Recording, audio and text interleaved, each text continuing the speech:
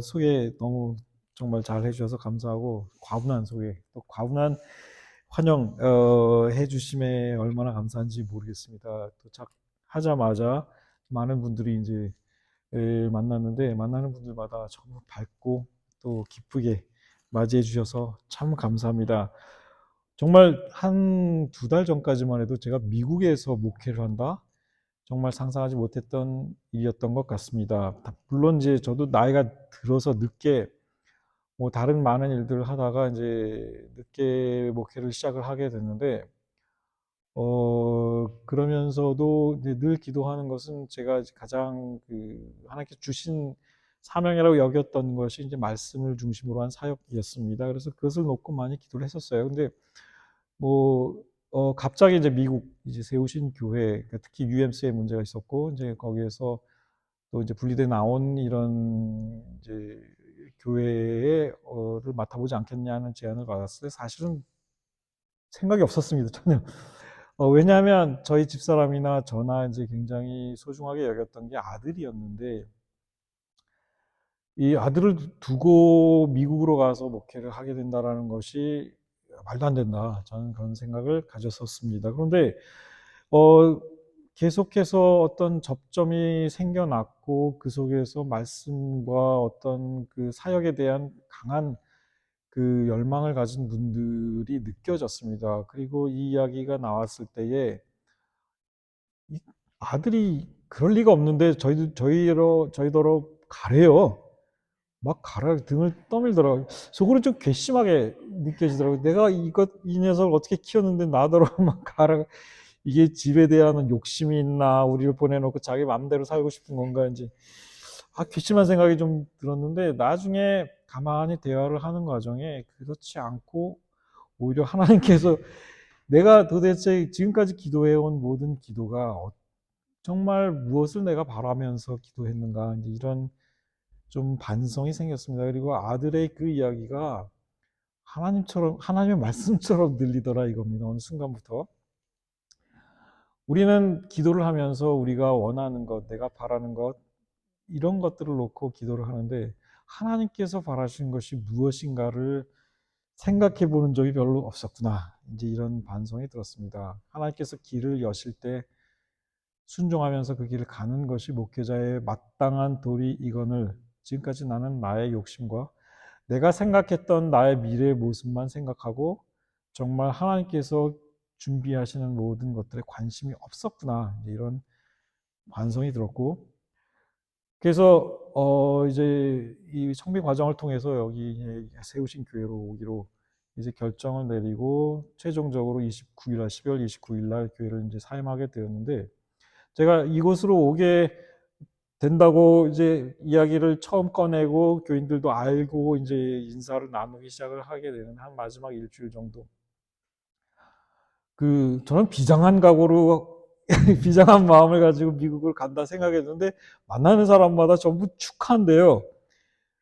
미국으로 가게 얼마나 잘된 거죠? 그러면서 잘된 축하를 하고, 축하를 굉장히 많이 받았습니다. 그래서 처음에는 축하한다니까 그런가 보다 생각했는데, 나중에 돌이켜 생각해 보니까 야, 이게 얼마나 큰 은혜였는가, 이런 것들을 알 수 있었습니다. 어쨌든 이렇게 반갑게 기쁨으로 맞이해 주신 여러분들 너무나 감사를 드립니다. 정말 저의 나이가 꽤 들었는데 저도 나이가 꽤 들었는데, 이런 나이에 하나님께서 새로운 환경에서, 사실 제가 처음에 이제 이스라엘 30살의 나이로 이제 이스라엘 가서 12년 8개월 동안 이스라엘 생활을 하면서 거기서 결혼도 했고, 또 전쟁도 두 번 치렀고, 이제 여러 가지 정말 많은 분들이 생각하지 못하는 그런 이제 수많은 테러들, 뭐 이제 이런 것도 많이 보고 그랬는데, 젊은 날 가졌던 정말 소중한 경험이자 큰 도전이었습니다. 그런데 이 나이에 하나님께서 또 새로운 환경에 보내셔서 새로운 도전을 하게끔 이제 하시는 것도 좀 처음에는 참 두려웠는데, 지금 생각해 보니까 죽을 때까지 도전을 멈추지 않는 것, 이게 제게 주신 소명이 아닌가, 이런 생각을 하면서 뭔가 새로운 열망과 열정 그리고 힘이 솟는 것 같기도 합니다. 여러분들께서 좋은 동역자가 되어 주실 줄을 저는 확신합니다. 어느 때부터인지는 모르겠지만 우리 한국 사회에 이제 번아웃 또는 우울증, 뭐 이제 이런 그러니까 영적 소진 이런 이야기들이 많이 이제 통용이 되었어요. 특히 10대 청소년들 그 입시 준비하느라고 너무 번아웃이 돼가지고 나중에는 정말 아무것도 하기 싫은 아무 의욕도 없는 그런 상황에 빠져드는 그런 상황들을 많이 이제 보여지고 뭐 강남에 이제 입시 학원에 그러니까 학교 공부 끝나면 학원에 돌리고 뭐 이렇게 해가지고 결국은 정말 힘을 내서 공부해야 할 때 공부하지 못하는 현상들, 그다음에 직장에서 번아웃되고 그냥 완전히 소진되는 그런 모습들, 그다음에 주변에 정말 과거에와는 달리 우울증에 걸렸다. 그러니까 우울증 때문에 굉장히 힘들어한다. 이런 모습들이 주변에 굉장히 많았고, 그다음에 교회 안에서도 이제 그런 일들로 인하여 치료를 받거나 약을 먹거나 이제 이런 일들을 겪는 일들을 참 많이 보았습니다. 제가 이전 교회 이제에서 섬길 때에 특히 이제 속회 강사들에게 말씀을 이제 가르치고 전하는 이런 일들을 맡았고 속회 강사들 그래서 한 번은 제가 그 세미나를 열게 됐는데 그 전에 속회 강사들의 이야기를 많이 듣게 됐습니다. 그런데 제가 굉장히 충격을 받았던 것은 교회 안에서 굉장히 많이 적극적으로 뭐 주방봉사, 그다음에 뭐 성가대, 그다음에 주일학교 뭐 여러 가지 일들을 다 맡는 아주 액티브한 분들이었는데 이분들이 돌아가면서 하는 모든 이야기가 너무나 영적으로 소진되어 있다 하는 이야기들을 하고 있었습니다. 너무 힘들다. 집안에서는 요즘에는 한국에 이제 많은 그 주부들도 대부분 다 직장 생활을 합니다. 그러니까 직장에서 돌아오면 힘들어 죽겠는데 또 이제 밥 차려야 하고 설거지 해야 하고 빨래 해야 하고 그다음에 교회 오면은 정말 뭐 새벽 기도부터 금요 철야 그다음에 이제 주일날은 뭐 온갖 봉사의 일 이런 모든 것들을 하다 보면 어느 순간에는 영적으로 너무 탈진하고 소진이 되어서 정말 힘들다 하면서 눈물을 흘리면서 이야기를 하는 거였습니다.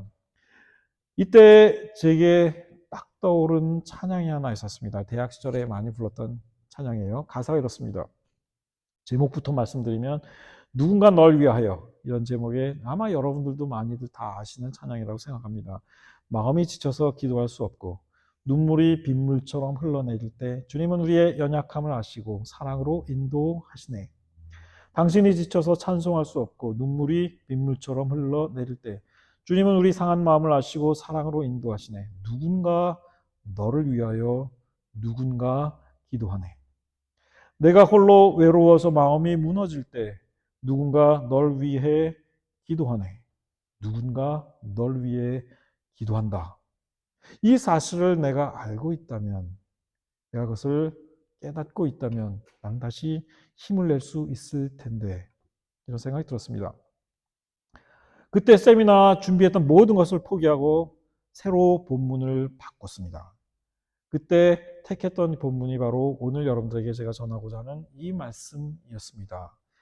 엘리야, 구약시대를 통틀어 최고의 선지자라고 한다면 모세를 꼽습니다. 전무후무한 하나님과 직접 대면하여 이제 이야기를 나누고 또 그 홍해를 가르고 온갖 바위를 쳐서 물을 내고 만나와 메추라기를 공급하고 엄청난 이적을 하나님, 물론 하나님의 능력으로 힘입어서 이적을 행했지만 그랬기 때문에 모세처럼 그렇게 큰 이적을 행하고 하나님의 말씀을 전달하고 이스라엘 백성을 애굽 땅에서 이끌어 가나안 땅으로 들어가게 했던 전무후무한 최고의 선지자는 모세였습니다. 그러면 두 번째 선지자는 누굴까? 보통 엘리야를 꼽습니다. 예수 그리스도께서 변화산상에 이제 그 산에 올라가셔서 변화되셨어요. 얼굴이 변화되고 하얀 이제 모습으로 하얀 옷을 입고 거기서 세 사람을 만나잖아요. 그렇죠? 모세와 엘리야와 아브라함입니다. 이 세 사람 가운데 꼽힐 만큼 이 엘리야는 대단한 선지자였습니다. 모세만큼은 아니었어도 엘리야가 어떤 사람입니까? 이 갈멜산에서 바알의 선지자 450명과 아세라 선지자 400명이 모인 그 자리에서 하늘에 하나님께 간구해서 불을 내려서 거기에 제물을 태워버리는 놀라운 역사를 벌였습니다. 이때의 배경은 어떠했습니까? 사실 그때 당시에 이 북이스라엘 왕국의 아합이라는 왕이 있었습니다. 이 아합 왕은 최악의 왕이에요. 그러니까 성경에서 이 아합 그 이전까지는 여로보암 1세가 최악의 왕이었는데 그 다음에 아합이 그 최악의 왕 자리를 대체했습니다. 근데 왜냐하면 이 아합 왕의 부인이 이세벨이라는 여인이었으니까 원래 레바논 이 시돈의 공주였어요. 근데 거기에서 시집을 왔는데 그 레바논 지역이야말로 가나안 문화, 가나안 종교의 본산이었습니다. 바알 신앙을 섬기고 아세라를 섬기는 그 배우자인 아세라를 섬기는 근데 아주 굉장한 그런데 이 바알 종교, 이 바알 신앙은 굉장히 음란한 종교였습니다. 굉장히 음란한 종교였습니다. 바알이라는 말 뜻이 주인이라는 뜻입니다. 원래 이 가나안어하고 히브리어는 거의 비슷해요. 거의 같습니다. 바알이라는 단어는 이 바알 원래 신명이기도 하면서 동시에 그 뜻에 담긴 그 뜻은 이 오너 그러니까는 소유자라는 뜻입니다. 소유주라는 뜻이에요. 그러면서 동시에 무슨 뜻이냐면 남편이라는 뜻이 있습니다. 남편, 서방님이라는 뜻인 거죠. 쉽게 말하면. 처음에 제가 이스라엘 갔을 때 히브리어로 이제 히브리어를 배우면서 또 결혼해가지고 하는데 우리 집사람, 이게 아내예요. 근데 내가 우리 집사람에게 바알이야. 그러니까 집사람이 나를 바알이라고 누구한테 소개할 때 내 바알이다 이렇게 하기 웃기잖아요. 근데 그 말 속에는 옛날 가나안어의 이제 그 흔적이 좀 남아 있는 건데 왜냐하면 성적인 그 소유권을 가진 사람, 어떤 여인에 대한 성적 소유권을 가졌다 하는 그런 의미가 담겨 있습니다. 이 바알이라는 뜻 속에. 그러니까 바알 신앙 안에는 굉장히 성적인 그 우리가 생각하는 이 타락, 온갖 이제 그런 것들이 있었죠. 근데 이 이세벨이라는 여인이 북이스라엘에 시집 오면서 북이스라엘의 종교를 완전 뒤집어 놓습니다. 그러니까 많은 타락한 모습들, 그 다음에 바알을 섬기고, 그리고 여호와의 선지자들을 다 죽이고 엘리야 한 사람 남겨놨습니다. 이런 상황이에요. 엘리야가 너무 고통스럽죠. 많은 여호와의 참된 신실한 이들이 핍박을 받았습니다. 그만큼 이 이세벨이라는 이 왕비로운 이세벨이 굉장히 센 여자였다 하는 겁니다. 그래서 18장 21절, 열왕기상 18장 22절을 보면 엘리야가 백성에게 이르되 여호와의 선지자는 나만 홀로 남았으나 바알의 선지자는 450명이로다. 이렇게 얘기를 합니다. 이세벨이 다 키운 선지자들입니다. 하나님의 명령에 따라 갈멜산으로 다 모이게 해 주십시오. 아합 왕에게 요청합니다. 갈멜산에서 누가 진정한 하나님인지 바알 신인지 여호와 하나님이신지 누가 참 하나님인지를 밝힙시다. 아합 왕에게 그렇게 제안을 했습니다. 자, 그때 갈멜산에서 먼저 제물을 다 놓고 거기다 물을 잔뜩 뿌려 놓고 하늘에서 불이 내려와서 이 제물을 태우게 하라. 이제 그렇게 일종의 내기를 한 거예요. 게임을 한 겁니다. 바알의 선지자들이 아침부터 450명이 전부 자기의 이 몸에 피를 내가면서 기도를 하고 온갖 춤을 추고 별짓을 다 했습니다. 아무 일도 일어나지 않았죠. 이때 엘리야가 하늘의 하나님께 기도했습니다. 그때 불이 내려서 그 제물을 다 태워버립니다. 여호와 하나님이 참 하나님이심을 그때 이스라엘 백성들이 두 눈으로 똑똑하게 보게 되었죠. 자, 엘리야가 그들에게 말합니다. 바알의 선지자를 잡으라. 그들 중 하나도 도망하지 못하게 하라. 하매 곧 잡은지라. 그리고 그들을 다 시냇가로 끌고 가서 이스라엘 백성들이 죽여버려요. 450명을 다 죽입니다. 자, 엘리야 편에 여호와 하나님의 힘을 입은 엘리야 선지자의 큰 승리였습니다. 누가 하나님 진정한 하나님인지를 그들 앞에 눈에 똑똑하게 보게 만들었거든요. 자, 그랬으면 이제 뭔가 해피엔딩이 나와야 되는 거 아니에요? 그런데 그때 당시 바알 신앙의 수호자였던 이 악한 이세벨 왕비 아합 왕으로부터 이 사건에 관한 이야기를 전해 듣게 됩니다. 그런데 이 이세벨 왕비는 사신을 엘리야에게 보내서 편지를 보낸 거예요. 그 편지의 내용이 어떠했느냐? 오늘 우리가 읽은 본문에 있습니다. 2절입니다. 이세벨이 사신을 엘리야에게 보내어 이르되 내가 내일 이맘때에는 반드시 내 생명을 저 사람들 중 한 사람의 생명과 같게 하리라. 이게 무슨 뜻입니까? 너 죽었어. 너 죽었어 이거예요. 네가 이런 짓을 해? 너 죽었어 이겁니다. 지금 하나님의 능력으로 갈멜산의 제단에 불을 다, 그 제물을 다 태우고 누가 하나님인지 분명하게 드러났음에도 불구하고 이 이세벨은 이 정도로 무서운 여자였죠. 내가 너의 생명을 취하고 죽이지 않으면, 그렇게 하자면 신들이 내게 벌 위에 벌을 내림이 마땅하다. 맹세할 때 아주 최상급의 맹세를 한 겁니다. 내가 너를 죽이지 않으면 신들이 나한테 벌에 벌을 내리라. 이런 맹세까지 반드시 죽인다. 무시무시한 협박을 한 겁니다. 여러분, 이 협박을 받은 엘리야 담대하게 나아가서 이세벨에 맞섰나요?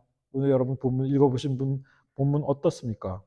엘리야가 이 편지를 보고서 어떤 행동을 보입니까? 도망갔습니다. 출행랑을 놓습니다.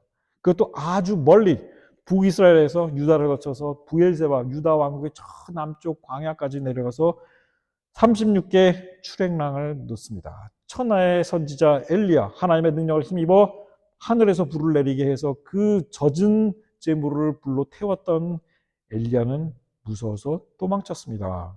3절입니다. 그가 이 형편을 보고 일어나 자기 생명을 위해 도망하여, 성경은 적나라하게 표현하고 있습니다. 자기 생명을 위해 도망했다.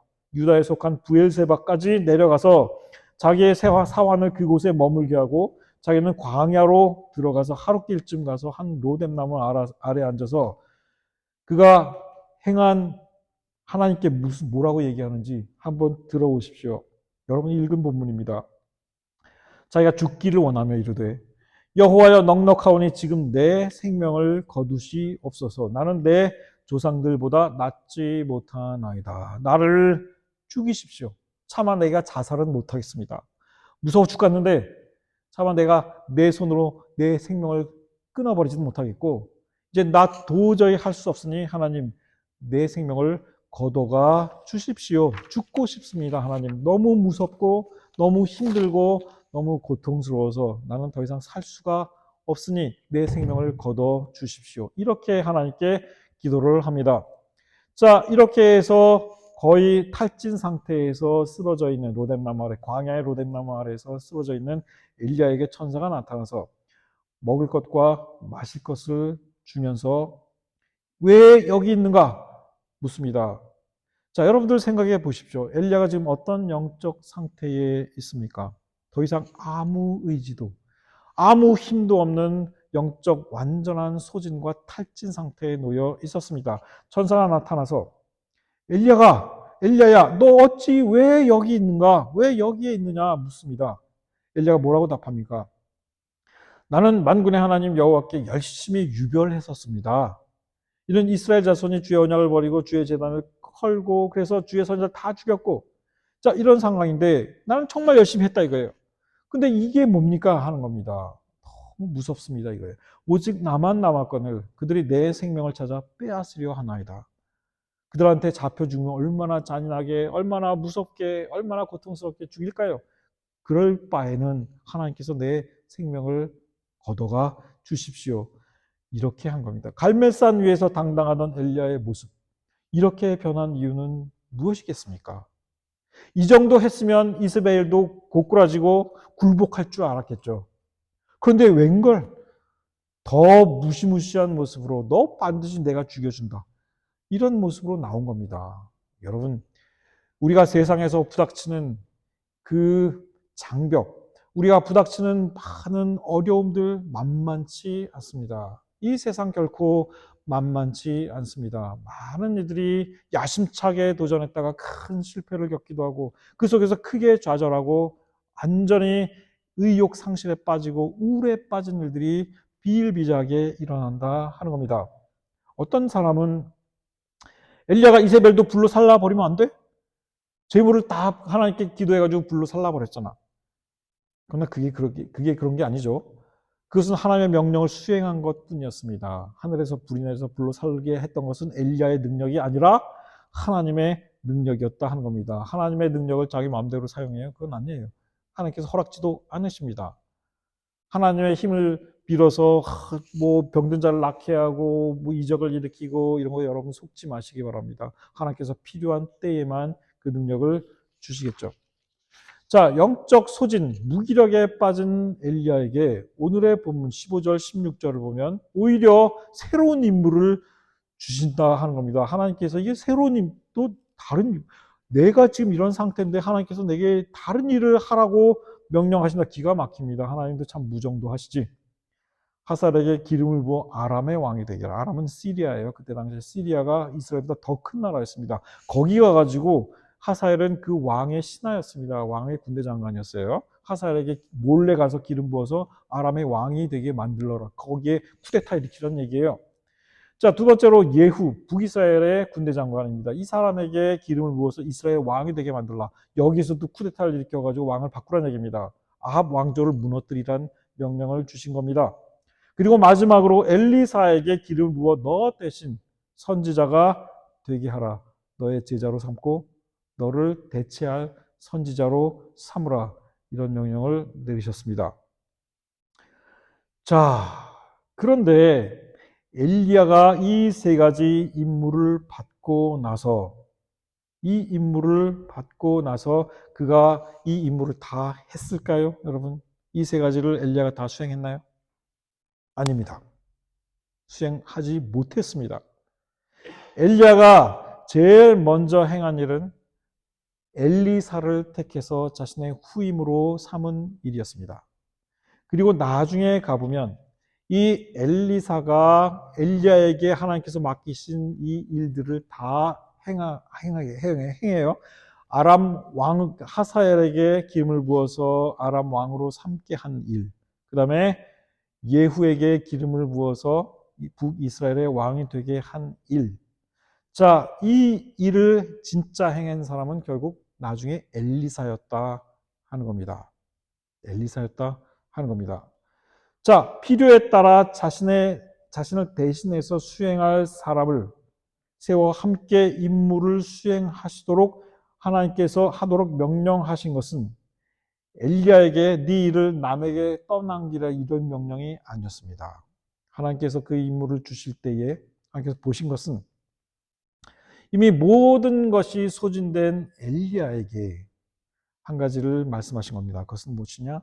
너의 동역자를 찾으라 하는 것이었습니다. 그에게 동역자를 주신 겁니다.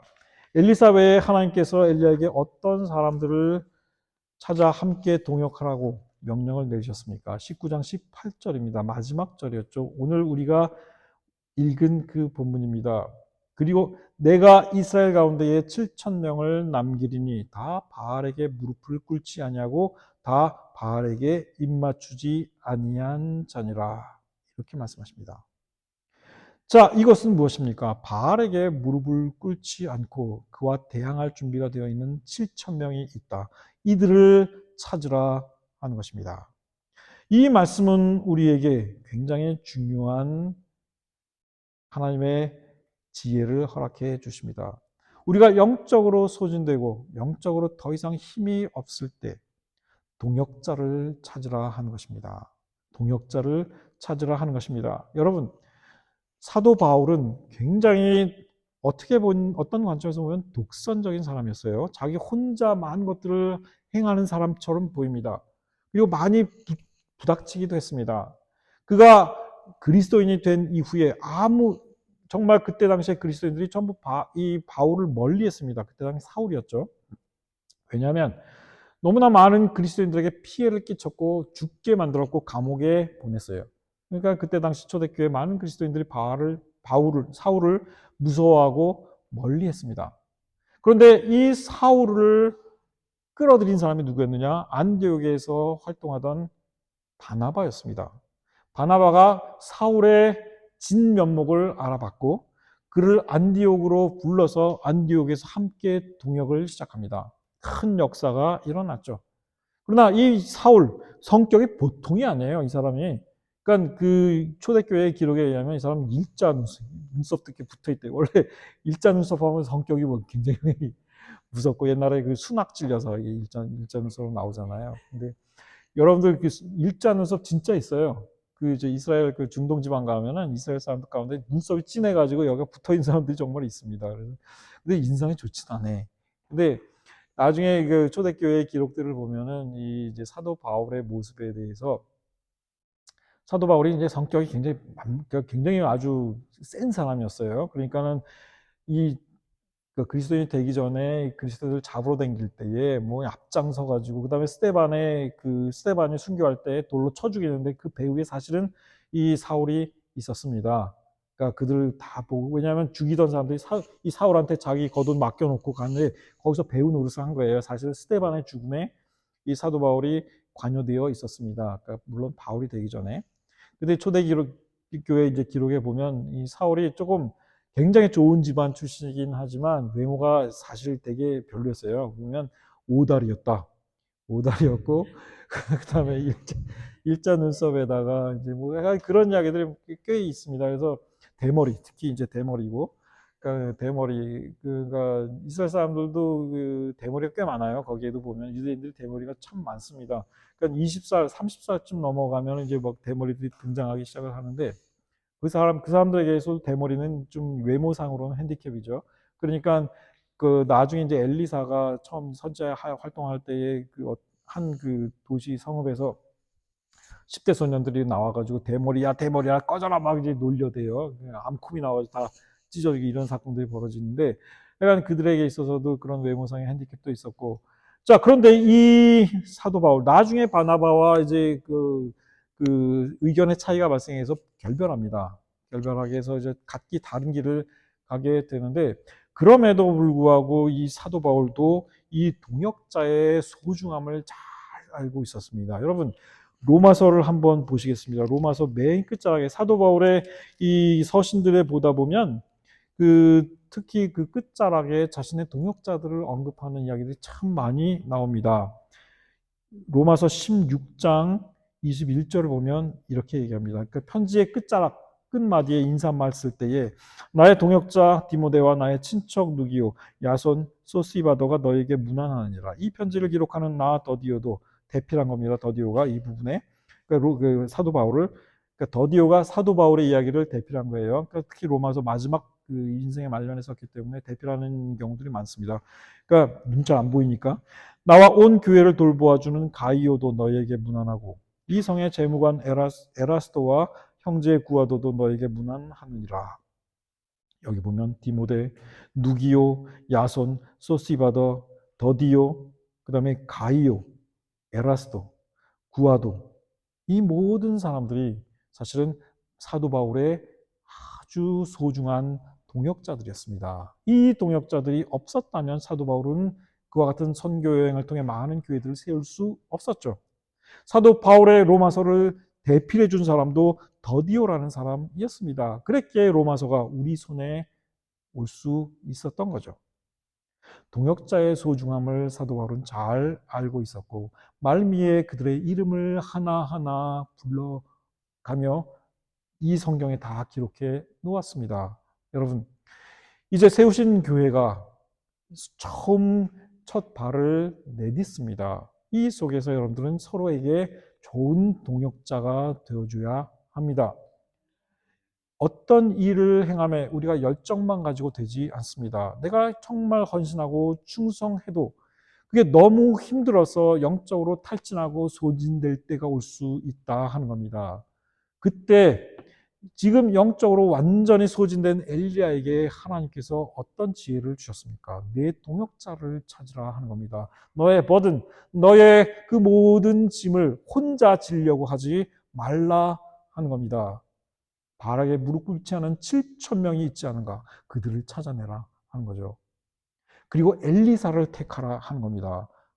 이제 필요에 따라 너를 대체할 수 있는 또 다른 한 선지자를 택하라. 인치라는 겁니다. 동역자를 찾으라 하는 이야기입니다.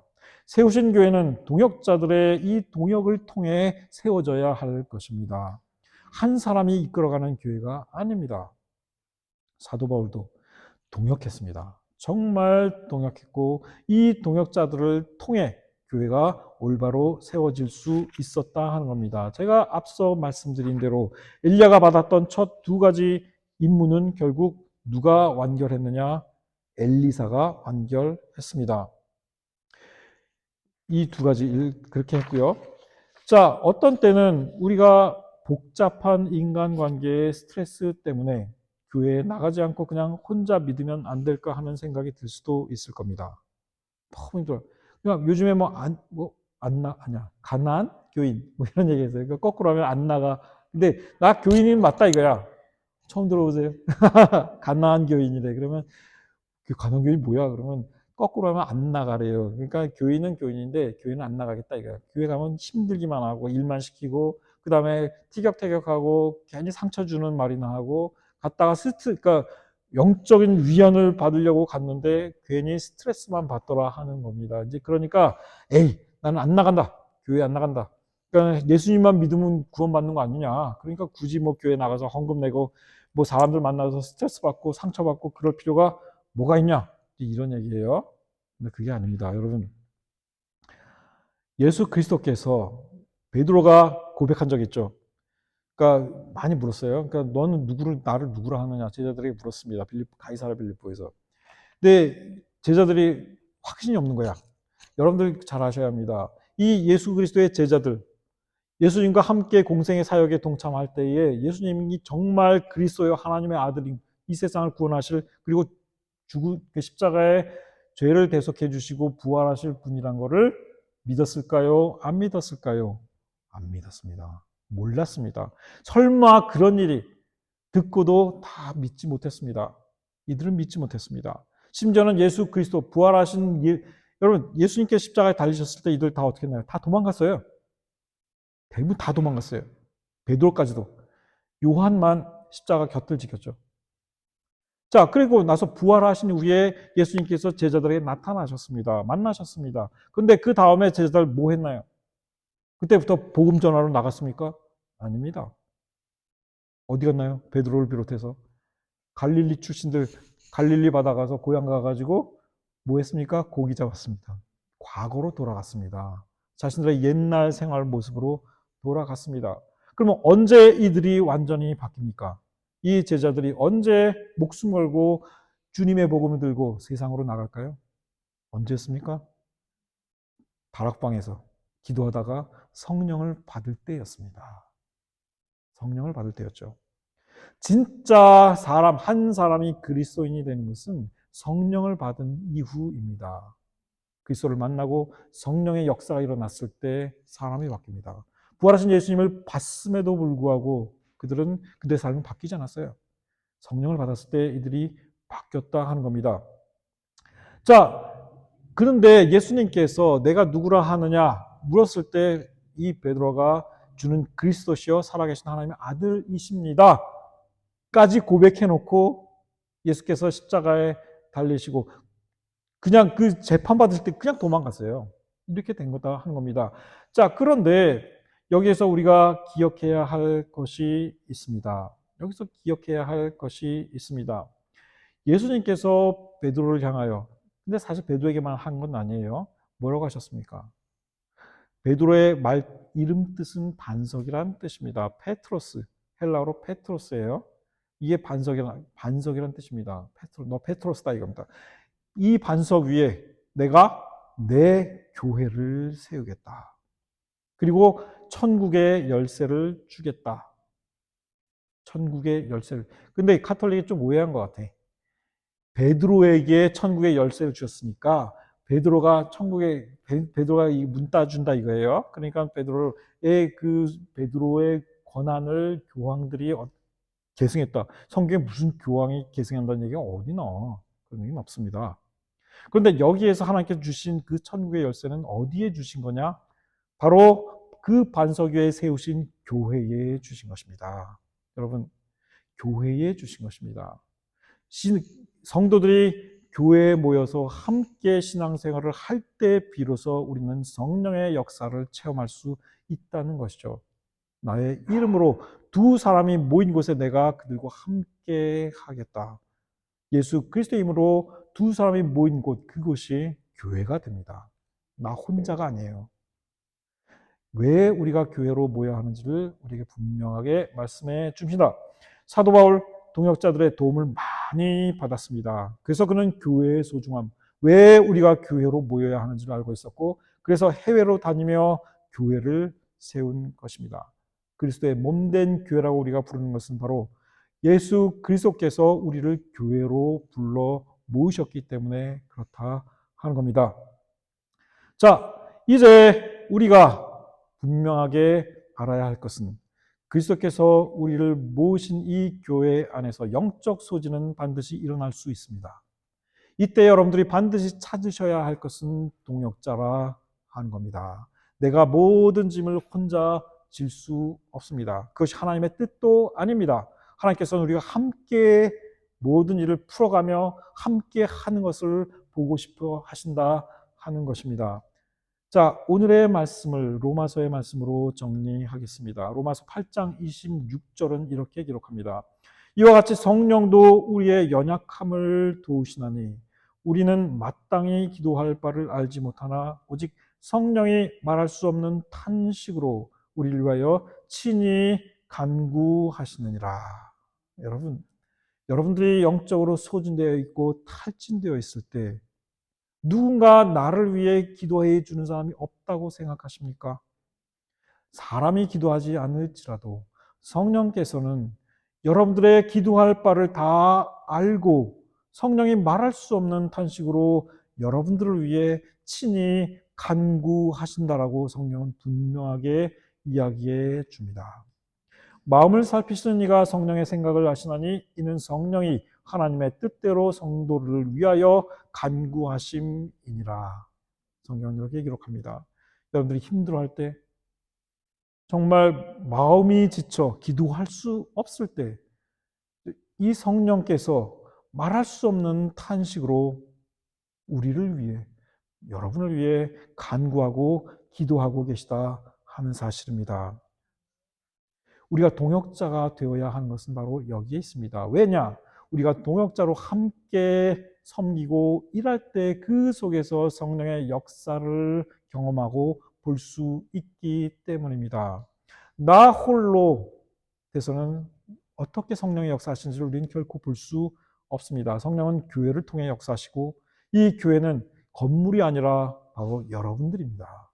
여러분들의 모임입니다. 그 속에서 역사하시는 성령을 보실 수 있어야 합니다. 이 구절, 로마서의 이 구절의 그 다음 문장이 뭔지 아십니까, 여러분? 우리가 알거니와 하나님을 사랑하는 자 곧 그의 뜻대로 부르심을 입은 자들에게는 모든 것이 합력하여 선을 이루느니라. 여러분들은 하나님의 뜻대로 부르심을 받은 그리스도의 몸된 교회의 가지들입니다. 여러분들이 함께 그 부르심의 뜻대로 합력하여 모든 일을 행할 때 그 일들은 결국은 선을 이룰 것이다 하는 겁니다. 결국은 우리의 모든 하는 일거수일투족 하나님의 뜻대로 부르심을 입은 자들 함께 동역하고 눈물을 흘리고 참으로 기쁨으로 이 일들을 행해갈 때 그 결과와 열매들은 결국 선으로 인도함 받을 것이다 하는 것입니다. 이것을 믿고 앞으로 나아가시는 우리 이 세우신 교회 모든 성도들 여러분 되시기를 예수 그리스도 이름으로 간절히 축원합니다. 기도하겠습니다.